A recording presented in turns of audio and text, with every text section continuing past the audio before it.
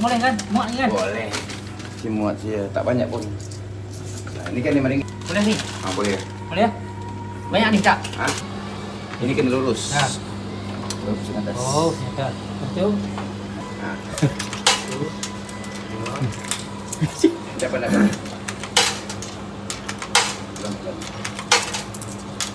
Nah, tengok kalau tak tekan kol. Put. Tekan start. Dia pusing lagi dulu lah. Kira sampai tunggu lah setengah jam. Tengah jam. Oke, sudah. Ada 30 menit.